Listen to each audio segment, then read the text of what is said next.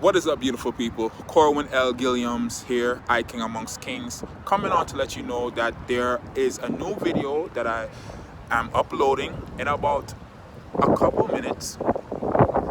Definitely check it out.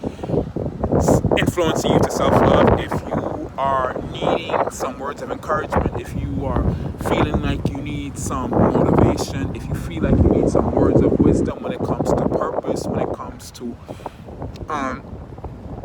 doing what you believe in your heart that you were created to do, but for whatever reasons, more than one, you have been at a standstill, you've been stuck, you've been believing in other people's dreams more than yours, aka working at a job that you hate, and whatever else that a person deals with when it comes to exercising the confidence and overall freedom that is available to us because of the love of God. A lot of the times we are in situations not only because we don't know better, but because we don't know or not aware of just the freedom that we have and the creative power that we have, you know what I'm saying, to do the things that we want to do that will actually may not bring as much money or may not bring the material possessions immediately, but because of our love and the passion that we have for doing the things that we were created to do, that alone is enough to motivate us and to sustain us. And for some reasons, more than one again, some people, they've just not been given the opportunity to just have the rest that they need to do the things that they were created to do. There's a level of rest, meaning stability, resources that you need in order to, cultivate whatever it is that God has given you. And guess what? Since God has given you this vision, this idea, these gifts that He wants you to prosper with in this world, there is also the time and the resources that He will also afford you so that you can do these things. However, we have, or some people have a misunderstanding about, what it means to trust God or to walk in blind faith or to walk by faith and not by sight, right? And everything else that comes in the way of you just doing what you were created to do. It's kind of like a fish cannot swim out of water, right? A bird that was created to fly needs to fly. It needs the air. It needs to move, right?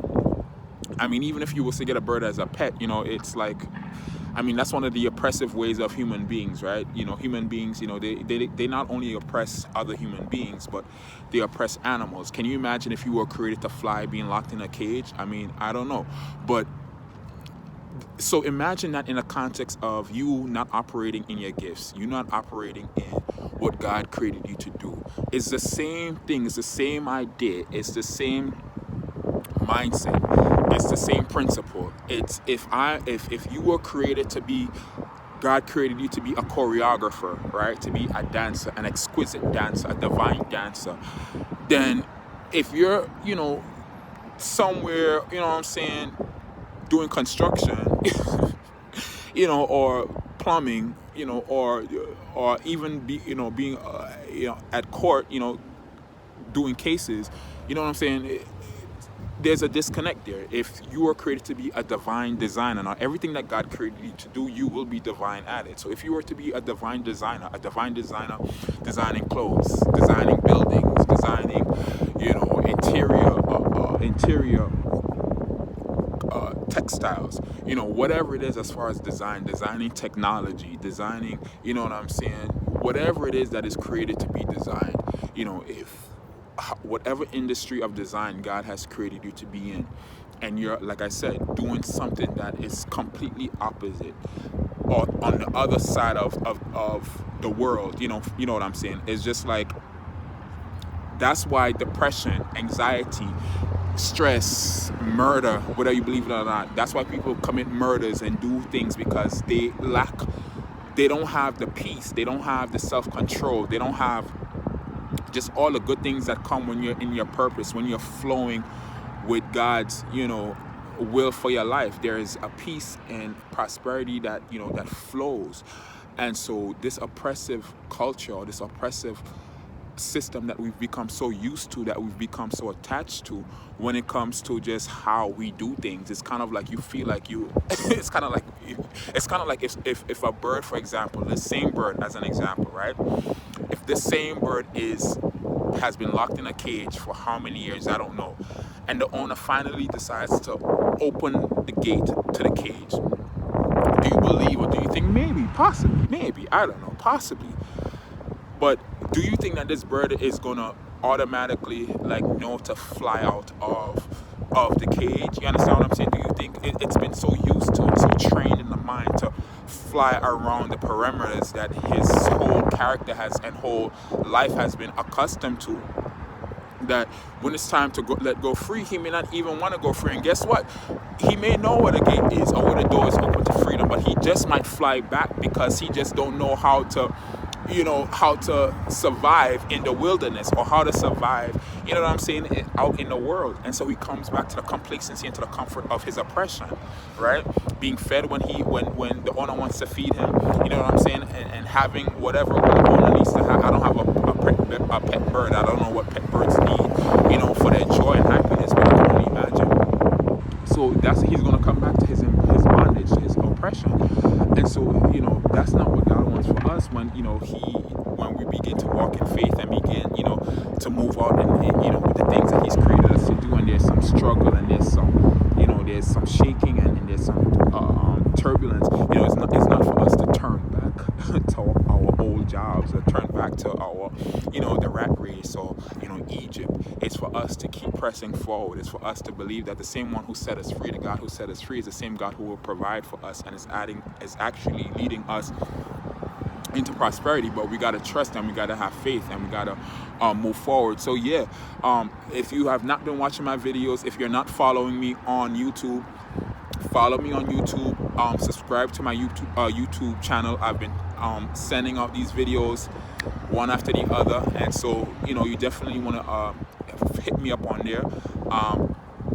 And yeah, so again, this video has dropped. I'm going to drop it in a little bit, and I basically talked about just leaving environments, leaving situations, leaving people, leaving things, leaving mindsets, leaving just overall but most importantly, I talked about relationships, because for me, I've had to grow in my understanding of true love and loyalty according to God's definition.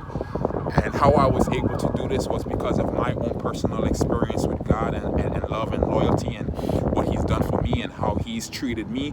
And that has been my frame of reference, and the expectation that I have when it comes to dealing with human relationships. Now, I know not everyone is not perfect, and I do believe in being what you ask for, but I don't believe in is accepting, what it is that you feel that you're not, that you shouldn't accept anything that in your heart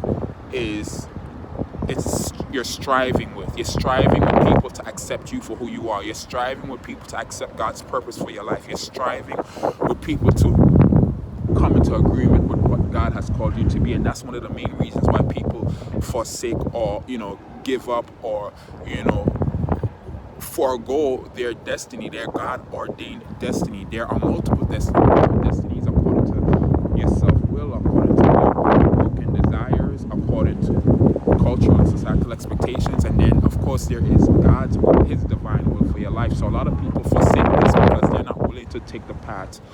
It's a little chilly out here. They're not willing to take the path and exercise the faith that is required to get you to the next level. It is impossible to please God without faith. That means that faith, your relationship with God, faith is the foundation, and God is not going to let you, die. Like, He's not. I mean, listen, a lot of the things that you went through freely in your human relationships, and just doing things out of your own nature, your own human nature, as fallen as it may be, or as perfect as it may be, a lot of the things that you went through was worse, and will be worse than some of the things that that you're gonna have to go through. Not because God wants to hurt you, or to make you run away, or resent Him, but it's because it's required for your birthing. Whatever it is that you need to birth, you need to understand that endurance is built through struggle. Perseverance is built through struggles. It's not to be afraid of struggles. It's not to be afraid of trials and tribulations, but it's to ask,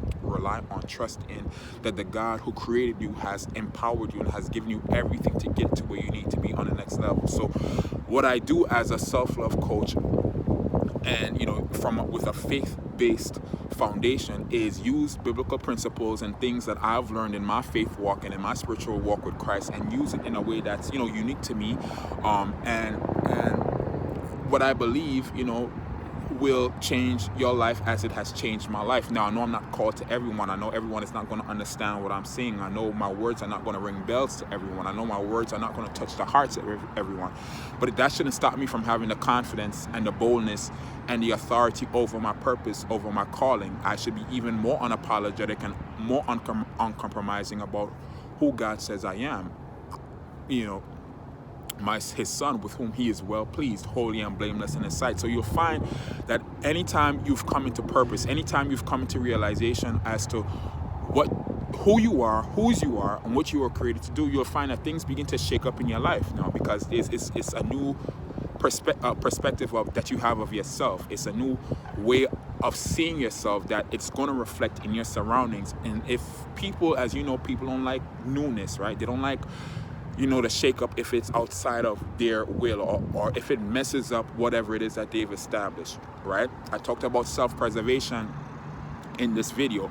So again, people do what they do, you do what you do, and we're not playing the blame game. My platform when it comes to self-love, we're not pointing the finger or excusing